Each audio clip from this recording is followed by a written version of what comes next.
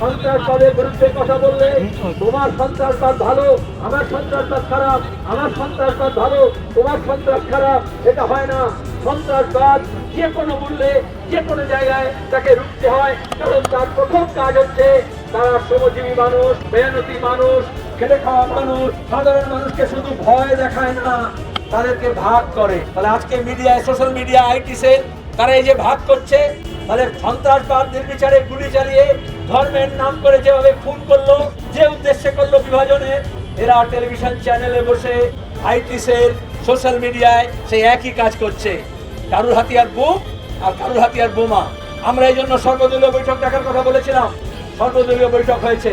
ভাবতে পারেন এরকম একটা সংকট মুহূর্তে গোটা দেশ যখন ধিক্কার জানাচ্ছে, তাহলে হিন্দু হৃদয় সম্রাট প্রধানমন্ত্রী যখন আরএসএস এত হিন্দু হিন্দু করছে, বিজেপি এত হিন্দু হিন্দু করছে, তিনি কিন্তু পার্লামেন্টে সর্বদলীয় বৈঠকে থাকলেন না। তিনি বিহারে মধুবনীতে ভোটের মধুর চাক থেকে মধু খাওয়ার জন্য চলে এলেন।